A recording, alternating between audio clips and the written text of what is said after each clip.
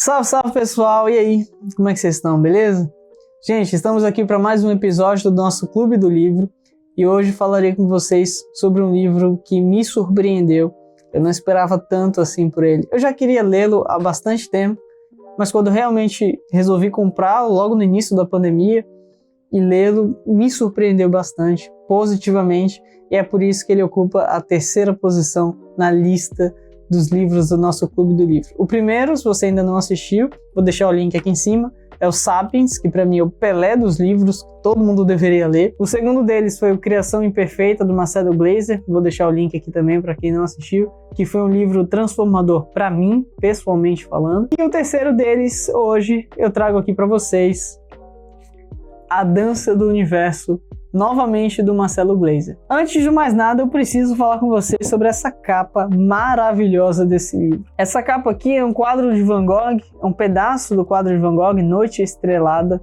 É uma capa lindíssima. Eu fiz questão de comprar esse livro nessa versão, que é uma das primeiras versões. Esse livro é de 1997, justamente por conta dessa capa. Porque atualmente esse livro é vendido somente na edição de bolso, e a capa é diferente. Eu queria com essa capa, com a Noite Estrelada de Van Gogh aqui na frente, porque eu achei fantástico, extraordinário. Não é um livro muito grande, tá? Tem um livro, quer dizer, para algumas pessoas pode até acabar sendo grande, são 400 e pouquinhas páginas, 430 páginas por aí. Mas é um livro de uma leitura maravilhosa, deliciosa. Você não é um livro denso, não é um texto pesado, não tem nenhuma fórmula nesse livro, é somente história. Eu comprei esse livro, e o nome dele, A Dança do Universo, porque eu achei que ele ia contar simplesmente os mitos de criação de toda a história, da história da humanidade, né? Cada civilização teve seus próprios mitos. A Grécia, nós temos a mitologia grega, em Roma nós tivemos também a mitologia romana. Antes deles, nós tínhamos as mitologias egípcias, mesopotâmicas, etc, etc, etc. Então esse livro, a proposta inicial dele, pelo menos a meu ver, o que eu tinha entendido a respeito disso, era que ele ia contar os mitos de criação do universo através das diferentes perspectivas das diferentes civilizações. Só que isso é feito somente no início do livro. A dança do universo se remete ao mito hinduísta, a dança de Shiva, que constrói e destrói o universo ciclicamente e eternamente. Seria a lei do eterno retorno, trazido inclusive por Nietzsche posteriormente. Mas somente no início do livro é que ele fala sobre os mitos de criação, inclusive classifica os diferentes mitos de criação, mitos cíclicos, mitos que acontecem uma vez só, o universo foi criado e pronto, ou outros tipos de mitos, Há uma certa definição, uma certa classificação para cada tipo de mito e para cada civilização, e o que fez com que cada civilização utilizasse cada mito. As condições ambientais de cada civilização determinava o tipo de mito de criação daquela civilização. Mas logo depois do início do livro, ele já começa contando a história da ciência, e foi aí que esse livro me surpreendeu.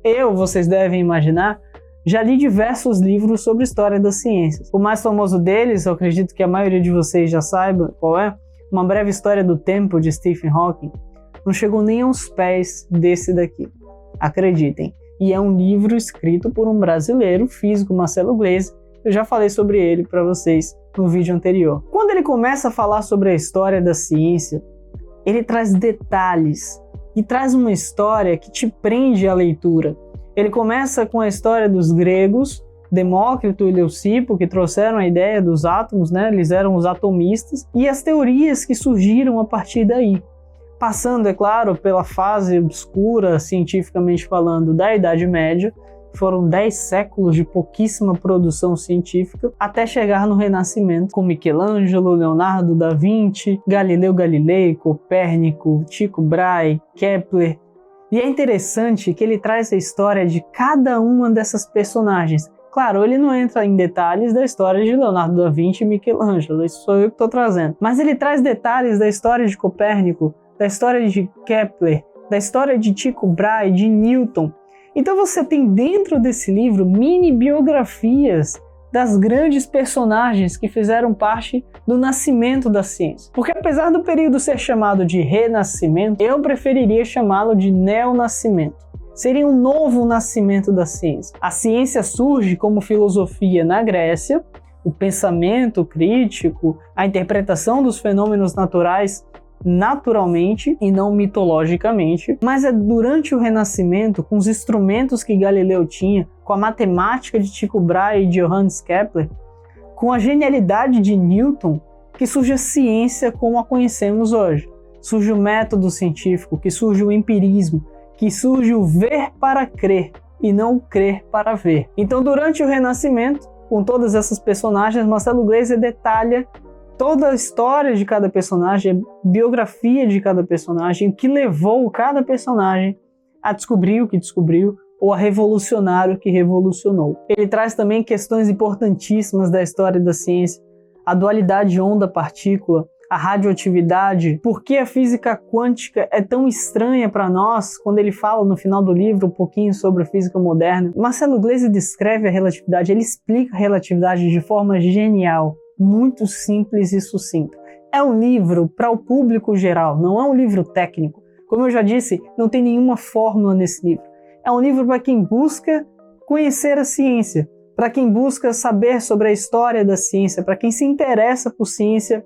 Esse é o livro e é isso que eu quero passar para vocês. Eu quero que todas as pessoas saibam que o livro referência para quem quer estudar a história da ciência é A Dança do Universo.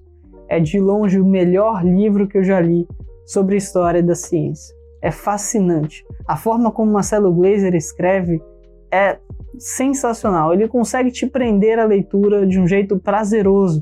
Você não se sente cansado durante a leitura. Você se sente querendo saber mais, querendo entender mais. Quando você passa da história de Tycho Brahe para a história de Kepler e de onde que surgiram as ideias de Newton a partir das ideias de Kepler e você fica preso àquelas histórias, é incrível. E é claro, como sempre, durante essas explicações e essas histórias contadas por Gleiser, ele sempre transita entre a filosofia e a ciência, nos fazendo refletir acerca do que é a ciência e da sua importância. Uma das coisas que me fez parar para pensar, com um certo pesar, eu confesso, foi quando eu ponderei acerca da Idade Média. É uma pena termos ficado 10 séculos sem praticamente nenhum avanço científico. Eu me pergunto o que seria da humanidade se as ideias dos gregos tivessem prosperado durante esses 10 séculos até chegar nas mentes geniais de Leonardo da Vinci, de Galileu Galilei, de Isaac Newton. Onde estaríamos hoje? Qual seria o patamar de evolução da espécie humana? Qual seria o patamar de tecnologia que nós poderíamos ter se nós não tivéssemos passado por esse período tão obscuro da Idade Média? O que teria sido da humanidade se todo aquele conhecimento bloqueado e preso pela Igreja Católica pudesse ter sido acessado pelas pessoas? Quantos gênios não existiram durante a Idade Média e nós nem sabemos que eles existiram porque eles não tinham acesso à informação?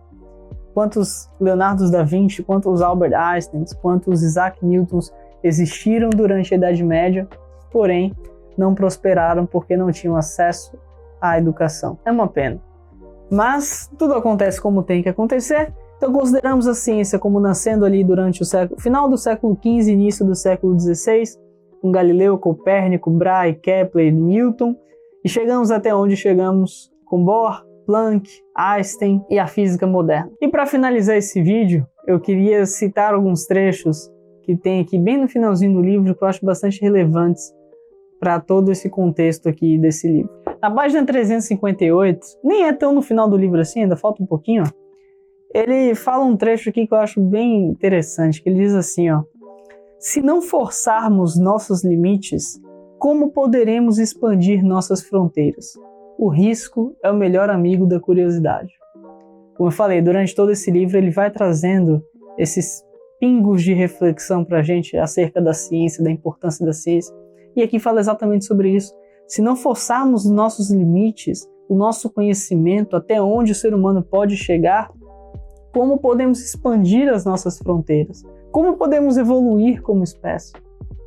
O risco é o melhor amigo da curiosidade. E um outro trecho, ele traz esse sim, bem no final do livro, na página 397, que ele diz o seguinte: teorias científicas jamais serão a verdade final. Elas irão sempre evoluir e mudar tornando-se progressivamente mais corretas e eficientes, sem chegar nunca a um estado final de perfeição. Ou seja, a ciência nunca terá fim. A ciência nunca chegará a uma resposta definitiva, final e absoluta. A ciência está sempre em evolução. Quem diria que a mecânica clássica de Newton poderia ser revista pela relatividade geral de Einstein?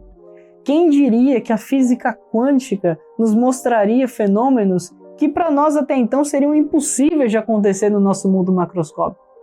Pois é, a gente nunca terá as respostas de tudo. E quanto mais a gente descobrir as coisas, mais perguntas nós teremos. E é disso que a ciência vive. A ciência vive da dúvida, a ciência vive da incerteza, a ciência vive da curiosidade. E a última frase desse livro é a persistência do mistério que nos inspira a criar.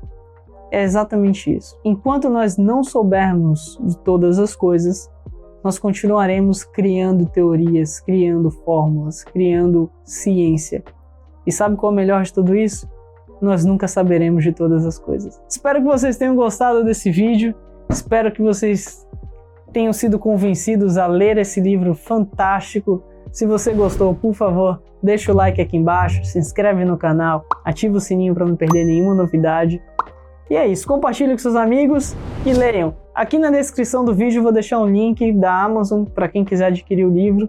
Vale muito a pena a leitura, é o melhor livro de história da ciência que já li na minha vida. Um beijo, pessoal, até o próximo vídeo.